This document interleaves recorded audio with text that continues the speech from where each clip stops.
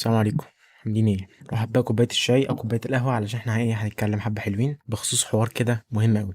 اخر فيديو انا كنت بتكلم عن اكسبيرينس معينه انا مريت بيها او فيز او مرحله انا كنت مريت بيها. هحاول الخص لك كده شويه او هحاول اكمل لك الحوار عشان حاسس ان انا ما كملتوش اخر فيديو، فعشان كده بقول لك رحلتي من الفشل للفشل الجزء الثاني. ممكن بعد كده نغير مثلا اسم البرنامج عشان من فشل لفشل دي حاسس ان انا ايه داخل احفل عليك. هات بس كوبايه النسكافيه بتاعتك او الكابتشينو. عاملين قهوه بالبندق، حاجة ايه على بركان، عاملينها على بركان مش هتبرد، تاني يوم الصبح ممكن تشربها. كنت عايز اوضح شوية حاجات بخصوص الفيديو اللي قبل الفيديو ده. كنت بتكلم عن اكسبيرينس انا مريت بيها اول ما جيت دبي. الموضوع مش متزامن مع ان انا جيت دبي فالبلد غيرتني، او كون ان انا سافرت عايز بقى كده، او ان انا مثلا انفصلت عن ناس معينة فانا عايز اتحسن او عايز اتغير. لا، الموضوع كان اظن هو متزامن اكتر مع ان شخصيتي بتتحسن، ان انا بعقل مثلا او بكبر. فالواحد لما بيكبر بيبقى همه على مستقبله وعلى شخصيته وهمه على نجاحه اكتر طبعا من الحاجات التافهه اللي هو كان بيفكر فيها قبل كده. فممكن تقول كده ان انا فكرت في مستقبلي، وفكرت في شخصيتي، وفكرت في مظهري قدام الناس بطريقه اماتيور بقى. يعني فكرت في الحاجات دي بطريقه غير عقلانيه، وكنت عايز كل حاجه بسرعه. انا عايز ابتدي مثلا الاسبوع ده الجري والجيم والمذاكره واليوتيوب، وعايز على اخر الاسبوع ده يبقى في 100,000 سبسكرايبر موجودين كده تمام، وفي 4 5 مثلا واقفين قدام بيتي، وكل شويه يعني واحد عايز يتصور معايا واخد الفوتوغراف بتاعي. فوتوغراف صباح الفل يعني. ومثلا على اخر الاسبوع ده اكون بجرامي مثلا، ايه البادي بيلدرز الجامدين، وابقى ايه في الجري ابقى مايك تايسون، حاجه كده يعني ايه محترم. شوف مايك تايسون في الجري ايه، شوف يعني انت ايه ما تدققش في كل حاجه عشان هتتعب. انت جيت القناه لايه؟ فتزامنا مع ان انا كنت عايز كل حاجه بسرعه، وكنت عايز احط عادات كتير جدا في يومي، والعادات دي كلها بسرعه عايزه تخش في يومي وتبقى جزء منه، جزء اساسي. كنت عايز كل ده ازاي معرفش، كنت عايزه بسرعه. الكلام ده عايز ان العادات دي لوحدها كده تركز في يومي وتبقى جزء اساسي في يومي. مش عارف كنت عايز حاجه زي كده ازاي الصراحه. تزامنا مع الحوار ده دخلت فيديوهات البرودكتيفيتي ودخلت فيديوهات الموتيفيشن في النص، حشرت نفسها كده وبدات اتفرج على الحاجات دي. والحاجات دي طبعا مش هقول لك ان هي بوظتني. الحاجه اللي انا عايز اوضحها ايه بقى؟ ان هي الحاجات دي مش غلط. الموتيفيشن او التحفيز مش غلط، ده شيء اساسي، ده شيء اصلا بيخلي الانسان يعرف يكمل. والموتيف او الموتيفيشن دي طبيعه انسان محتاجينها تمام. انا مش مثلا بضغط عليك واقول لك انت مش محتاج موتيفيشن فيديوز علشان مش عارف ايه، انت بس من جواك والمستقبل. لا، انا مش بقول كلام هكس، انا بقول لك انا اسف يعني لو انا قلت الكلام ده بطريقه كنت بهاجمها شويه، علشان علاقتي مع الفيديوهات دي او علاقتي بالاكسبيرينس دي ما كانتش حلوه. كنت شايفها بالنسبه لي كانت مضيعه وقت، كنت شايفها ان الفيديوهات دي ما فادتنيش في حاجه. انا شايف ان هو دلوقتي بعديها ب4 سنين ولا بعديها ب5 سنين مش شايف في فرق. انا شايف فرق طبعا في نجاح، في مثلا ان انا عملت بروجرس كويسه على القناه الحمد لله رب العالمين، عملت بروجرس كويسه في الحياه ودخلت جامعه. شايف ان انا حققت حاجه، حققت ان انا دخلت دايت وكذا مره وطلعت منه زي ما انت شايف. بس حاولت وحققت حاجات كتيره في خلال 4 5 سنين، حققت حاجات كويسه وحققت مش عارف اتكلم والله ما عارف يعني. وفي ظرف 4 5 سنين عرفت احقق حاجات كتيره. انا مش زعلان من نفسي، لكن انا شايف ان الفتره اللي عدت عليا ان انا كنت بتفرج فيها على فيديوهات موتيفيشن وفيديوهات برودكتيفيتي، وازاي تبقى شخص منتج اكتر من كده، وازاي تطير بجناحات او بجناح واحد مش بجناحات، تطير بجناح واحد، وازاي تعمل حلقات، وازاي تعمل مش عارف، وازاي تجيب اخرك في يومك، والكلام ده انا كله يعني بناء على ايه؟ انا كنت عايز اتفرج على حاجه زي كده. مثلا وانا كنت مثلا مدير شركه علشان اعمل حاجه زي كده، وانا مثلا كنت ايه يومي بيلهلط ومش ملاحق على الحاجات اللي المفروض اعملها، فعايز مثلا تايم مانجمنت فيديوز تحل لي مشاكلي. فكل دي حاجات لما اتفرجت عليها خلتني ابص على حاجه تانية خالص، ما خلتنيش ابص على مستقبلي. الحاجات دي لما انا اتفرجت عليها، والموتيفيشن فيديوز والبرودكتيفيتي فيديوز اللي هي اندستري كامله على اليوتيوب، خلتني ابص على الفيجرز او الامثال او الناس اللي بتطلع في الفيديوهات دي، وتقعد تقول لي ان هم جامدين جدا، يبين لك يومه ويبروزه بطريقه جامده جدا. وده شغل تعقيد شايفني في الاول في الاخر ده شغل تعقيد، ده مش شغل مثلا يخليك تتحمس وعايزك تبقى زيه. اللي حصل بالنسبه لي تجاه الفيديوز بتاعت البرودكتيفيتي واتجاه الاندستري الكامله بتاعت الموتيفيشن، بصيت على الفيجرز، بصيت على الفلوجرز، وبصيت على الناس دي كفيجر اشوف حياته، لا ده لايف ستايل عظيم، انت جامد موت، تعال نقلدك. فقلدته، قعدت اعيش حياه الاستاذ كذا. يعني انا الكلام ده انا عايزه، الكلام ده انا ما كنتش عايزه.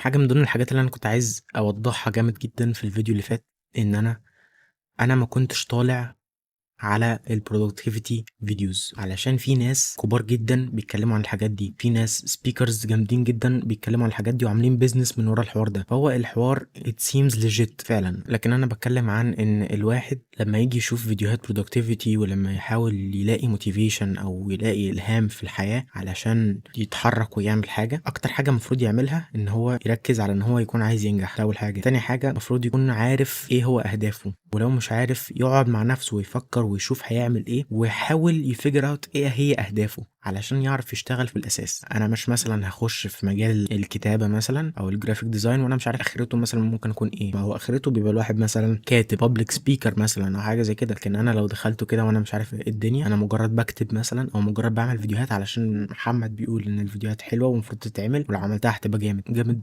فاهم انت الفكره؟ الواحد لازم يفهم ان هو اهدافه هي الشيء الوحيد اللي هيحفزه، هو الشيء الوحيد اللي هيخليه يقوم يتحرك. انت عايز تبقى ناجح، تابع الحاجات دي واعرف النصايح بتاعه الناس اللي بتتكلم عن البرودكتيفيتي وبتتكلم عن السكسس في الحياه، واقرا الكتب السيلف هيلب. انا ما عنديش اكتر منها والله العظيم، ما عنديش مكتبه كامله هي والله العظيم للسيلف هيلب بوكس. هنعمل الفيديو بقى عن المكتبه دي ان شاء الله ونشوف احسن كتب فيها ونتكلم عنها ونتكلم عن ايه هي اصلا. يعني ممكن نطلع رحله في المكتبه اللي جنبي دي، هي هنا والله، او ممكن يكون ده الفيديو الجاي ان شاء الله كفكره يعني نتكلم عن الكتب دي. ما عنديش اكتر من السيلف هيلب بوكس اللي هي ايه، كتب مساعده النفس، انك تعرف تساعد نفسك في انك تنجح او تبني من نفسك او تساعد نفسك في الحياه انك تبقى ناجح. دي يعني خلاصه الكتب دي. مش عيب السيلف هيلب، اقرا في الحاجات دي والحاجات دي هتاثر عليك مسافات من الميستيكس اللي انت ممكن تعملها في طريقك. في كتب زي كده مثلا او معلومات زي كده او فيديوهات زي كده لما تيجي تتفرج عليها هتتعلم منها كتير جدا. لكن لو حبيت تبص على كتب السيلف هيلب بوكس او حبيت تتفرج على الناس اللي بتعمل فيديوهات عن البرودكتيفيتي او حبيت تتابع فلوجر معين او يوتيوبر معين بيتكلم عن حاجات زي كده وخدته هو كمثال ان هو جامد جدا، هتلاقي نفسك بتبص عليه كواحد تنين مجنح وتتابعه وتشوف هو بيعمل ايه وبتصور فين ومسافر راح فين ومش عارف ايه. هتلاقي نفسك مركز معاه اكتر ما انت مركز مع نفسك. هتشوف ان هو جامد جدا وهتحاول تقلده. في الاخر الموضوع هيوصل بيك انك تحاول تقلده، ولما تقلده مش هتستفاد حاجه غير ان انت ضيعت في وقتك، علشان التقليد ده مش بيعمل حاجه. انت عايز تبقى ناجح، طيب اهدافي ايه هي؟ معرفش، هحددها، حددتها هشتغل تجاهها. الموضوع مش انك تبقى تنين مجنح وتعمل 5000 حاجه مع بعض وتكرمش وتخلي يومك ضخم وتنام ساعتين وتفشخ نفسك. ليه؟ عشان هو الاستاذ ده بيعمل كده، هو مستريح في كده، هو طريقه حياته كده، هو عايش حياته كده ومستريح كده، هو تعب عشان يبقى كده، هو كان عنده اهداف في الاول واشتغل تجاهها وبقى ناجح وحياته بقت كده. انت اللي المفروض يشغلك انك تبقى ناجح. ناجح في ايه؟ انا في حاجات انا عايز اعملها واحققها، مش ان انا اقلد الفلان الفلاني ويا لهوي الفلان الفلاني ده جامد، لما اقلده يا فرحتي، لما اقلده اعمل ايه في الاخر؟ هبقى جامد.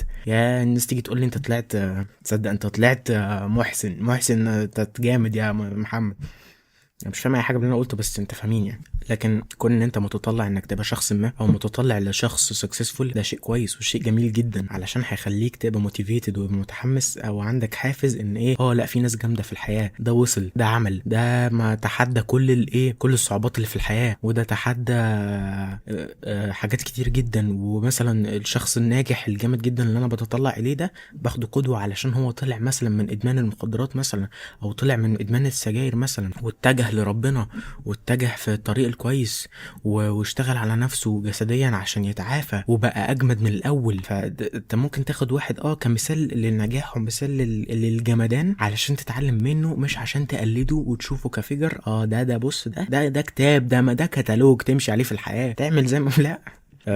انا مثلا لو حاولت اعيش زي الطريقه اللي بيعيش بيها دوين جونسون مثلا اللي هو ذا روك، ده واحد بياكل 8 اكلات في اليوم، ده حرفيا ده واحد بياكل 8 مرات او 7 مرات في اليوم، عنده فطارين غدايين عشايين وفي حاجات كده كتير يعني. هو عنده لايف ستايل مختلف يعني، وبيروح الجيم مثلا 8 ساعات حاجه زي كده، من الساعه من الفجر لحد الظهر بيقعد مثلا في الجيم. ده مش 8 ساعات، ده اكتر من 8 ساعات. انا مش متاكد من معلوماتي صراحه، بس هو واحد فشخ نفسه. وبعد ما يخلص الكلام ده كله بيروح يشوف تصوير الفيلم اللي هو بيعمله، عشان ما شاء الله في السنه الواحده بيطلع لك بكام فيلم. فهل انا لو حاولت مثلا اعمل زيه هل انا هفلح في حاجه؟ انا لسه بامكانياتي دي وبجسمي ده مش هعرف اعمل زيه. انا لو حاولت اكل 8 مرات، اي نعم احنا بنعمل كده لكن لو حاولت اتمرن 9 ساعات ولا 7 ساعات اللي هو بيتمرنها دي، لا احنا كده هنتفشخ. فنركز وتاتا واحده واحده، والتشينج بياخد وقت. انك تتغير وتشينج تيكس تايم زي ما احنا قلنا في الفيديو اللي فات. دايما كنت بسمع ان الواحد لازم يضحي علشان ينجح في حاجة، او لازم لما تنجح بتضحي بحاجات معينة. ما كنتش فاهم المثال ده، بس كنت بتأثر بيه قوي. انت لازم لما تنجح تحاول انك تسعى لحاجة معينة، لازم تضحي. انا مش عارف هضحي ازاي، هو ضحي بايه، بس يعني هضحي في حاجة. طبعا الكلام ده انا شفته الصراحة في الدايت. كنت ماشي من اول السنة على نظام غريب جدا الاكل، لدرجة ان انا كنت شفت في شهر مارس ده اللي احنا فيه ان انا كنت بيظهر عليا اعراض مرض السكر. كنت خايف جدا، لحقت نفسي على طول ان انا اخش في دايت، مش هقول لك صارم، بس دايت بيلم الاكل شويه، بينزلك شويه في الوزن. كنت خايف قوي على نفسي، علشان كان زي ما احنا عارفين اعراض السكر بقى انك تكون تعبان وهفتان جدا وعايز تاكل كتير ودايما عايز تحلي وبتهبط جامد، وساعات تلاقي نفسك جسمك بيرتعش كده او حاجه. وزاد الاعراض التانية اللي احنا عارفينها. شفت ان الواحد لما يكون عليه اعراض سكر، يعني عنده السكر في الدم عالي، وممكن يكون عنده probability عاليه جدا ان هو عنده السكر. انا بقى ايه، مشيت بالطريقه دي، فهمت نفسي ان انا بقول لك ايه، انت مفيش بقى حته ان اللي هو ايه تعالى ناخد لك واحدك، لا مفيش الكلام ده كله. كنت ماشي من اول السنه على نظام غريب كده، ان انا كنت بشرب بيبسي تقريبا مثلا لتر في اليوم. ساعات بقوم بنص لتر، ساعات بقوم بكوبايه محترمه، او ساعات بقوم بنص لتر بيبسي. ولاحظت ان انا عندي الموضوع كده زاد عن حد. تمام، كنت مقضيها باكل بكميات كتير جدا، وباكل نشويات كتير جدا، فحاجات زي كده طبعا علت السكر. في التحليه لا، كنا بنقوم كنت بقوم انا بصينيه صوابع زينب لوحدي. فلما مشيت على دايت لاحظت ان انا لا، انت لو عايز تخس فعلا بقى وتبني فورمه والكلام ده كله، انت هتاكل حاجات غير الحاجات اللي انت كنت بتاكلها وانت مفرشح. مش هقول لك وانت واخد راحتك في الحياه، انت مفرشح في الحياه، انت يعني بتاكل كل حاجه. فلما تحب تعمل دايت، انت مش هتاكل كل حاجه، فاهم نفسك كده بقى. فالموضوع كان بالنسبه لي صدمه، ايه ده، ازاي اللي بيعمل دايت ده ما بياكلش حاجات فجره؟ فدي الحاجات اللي الواحد بيضطر ان هو يضحي بيها. هي مش تضحيه قوي، هو يعني انتظام، بس انا خدتها بحته اللي هو ايه، انت بتضحي بانك كنت معود نفسك على بيبسي وشيبسي وكيكه وحاجات فيها شوكولاته وتحليه جامده جدا وكميات جامده جدا من الاكل اللي هو مش صحي. جسمي بيقول لي لا، ما ينفعش كده، لو كملت كده هتمرض. فلما اضطريت ان انا امشي على دايت، خسيت شويه الحمد لله، اعراض السكر راحت. لكن الفتره دي انا ما كنتش باكل بقى الفشخره اللي انا كنت باكلها دي. وكنت قعدت كتير جدا، لا انا كنت تعبان، لا لا لا، ما ينفعش، انا ازاي انا ما باكلش كده؟ ازاي انا مش هاكل رز النهارده؟ انت ازاي مش هتاكل مكرونه النهارده؟ فالموضوع بالنسبه لي كان صعب، بس دي حاجه انا اتعلمتها، يعني دي حاجه انا اتعلمتها وحبيت يعني اشارككم فيها. اللي هو ده اللي بيحصل. انت لو عايز تبقى كويس، عايز تغير جسمك، لو عايز تبقى تعمل دايت، انت هتحتاج انك يبقى في رياضه، وهتحتاج ان انت تغير في عادات اكلك. فانا ما كنت زيرو رياضه، كنت زيرو تحرك، كنت بطه بلدي في البيت، وكنت عمال احش. لما غيرت حاجه زي كده، ايه ده، لا حسيت بقى في صدمه، ايه ده، لا ده مش عارف ايه. بس في الاول في الاخر حسيت بقى ان انا احسن، المود احسن، بتحرك اكتر شويه. فدي حاجه انا اتعلمتها، ان الواحد هيضحي بقى، مش هيعمل اللي هو كان بيعمله، ما كانش هيفرشح الفرشحه اللي هو كان مفرشحها دي وبس. في الاخر يعني عايز اقول كونكلوجن كده، ان القهوه بالبندق فشيخه والله العظيم. مهم يعني.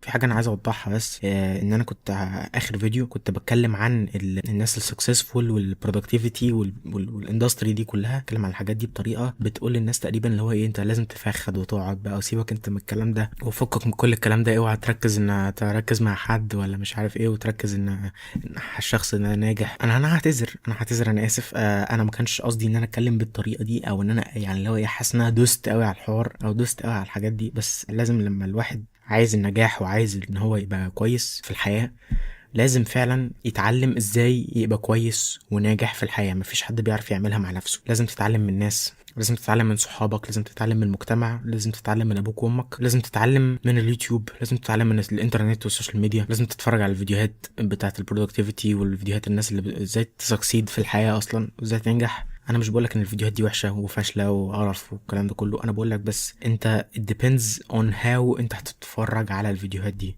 depends on how انت هتمشي مع الحوار ده. فهقول لكم الخلاصه، انا كنت ماشي مع الحوار ده، ان انا ماشي مع حوار اللي هو السكسس والبرودكتيفيتي والتايم مانجمنت والكلام ده كله. انا كنت ماشي معاه طريقه غلط، وكنت مركز بس على الناس وازاي اقلدها، وكنت مركز على ان يومي ازاي يبقى حلو، ومع ان يومك دي وقت وهيعدي. اهم حاجه الجول اللي انت بتحاول توصل له، اهم حاجه البروسيس اللي انت ماشي فيها. الواحد بس بيحتاج ان هو يتعلم، بعدين يحدد اهدافه وهو عايز يعمل ايه ويحقق ايه باللي معاه من ريسورسز في حياته، ويبتدي يشتغل وبس. لكن غير كده الواحد مش مطالب ان هو يقلد حد، الواحد مش مطالب ان هو يشتت نفسه بحاجات هو مش محتاجها او مش عايزها. بس كده، انا ساعات ما بعرفش اقفل الفيديو كويس، فما بعرفش اقفله على جمله ساتيسفاينج. فانا بس حبيت ان انا انقل لكم الاكسبيرينسز دي، علشان قبل ما اعمل الفيديوهات يعني انا كنت مبطل بقالي شهرين فيديوهات، معتزل خالص، مش ما عارف انت لو ما اعرفش يعني ايه يوتيوب اصلا. الفتره دي انا كنت فعلا عايز